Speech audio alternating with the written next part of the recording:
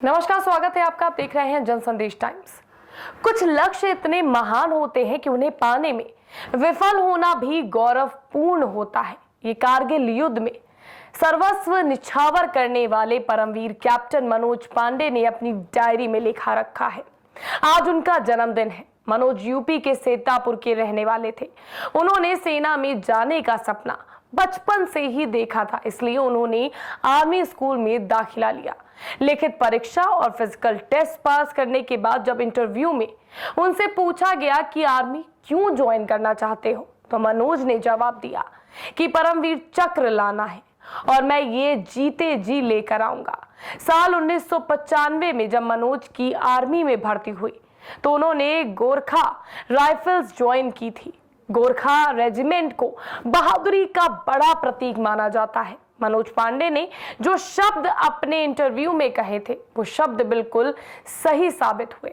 मनोज पांडे ने कारगिल युद्ध में अपनी वीरता को साबित किया और भारत के सर्वोच्च सैन्य सम्मान परमवीर चक्र से सम्मानित किए गए। मनोज पांडे की पहली पोस्टिंग ही श्रीनगर में हुई, जहां से उन्होंने दुनिया के सबसे ऊंचे युद्ध क्षेत्र सियाचिन में उनकी तैनाती हुई। 4 मई 1999 को उन्हें ऑपरेशन रक्षक के तहत कारगिल में मोर्चा संभालने के लिए भेजा गया।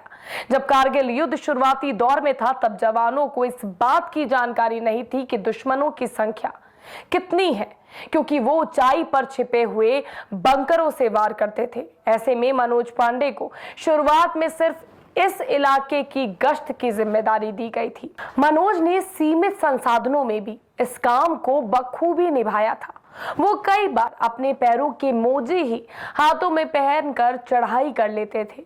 3 जुलाई साल 1999 का दिन मनोज पांडे के जीवन का ऐतिहासिक दिन रहा। इस दिन मनोज पांडे को खालूबार चोटी को दुश्मनों से आजाद करवाने की जिम्मेदारी दी गई।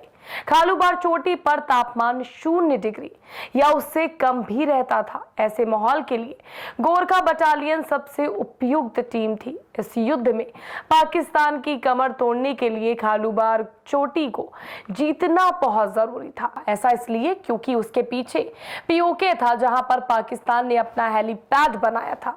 वो दुश्मन सैनिकों पर चीते की तरह टूट पड़े और उन्हें अपनी खुखरी से फाड़ कर रख दिया। उनकी खुखरी ने 4 सैनिकों की जान ली। ये लड़ाई हाथों से लड़ी गई थी। खालूबार चोटी जीतने के बाद मनोज पांडे बुरी तरह से जख्मी हो गए थे। उनके कंधे और घुटनों में चोटें लगी थी। इसके बावजूद उनके जज्बे में कहीं से भी कोई कमी नहीं दिखाई दे रही थी। इस दौरान उन्होंने पीछे लौटने से इनकार कर दिया और घायल अवस्था में ही अपने सैनिकों का उत्साह बढ़ाते रहे।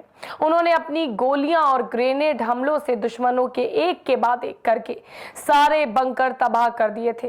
गोली लगने के बाद मनोज पांडे ने रेंगते हुए पाकिस्तान का 4था बंकर तबाह किया था।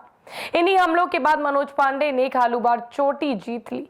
भारत सरकार ने मनोज पांडे की वीरता और उनके अदम्य साहस के लिए उन्हें मरणोपरांत परमवीर चक्र से सम्मानित किया। फिलहाल के लिए बस इतना ही। वीडियो पसंद आया तो लाइक और शेयर जरूर करिएगा। चैनल को सब्सक्राइब करना मत भूलिएगा।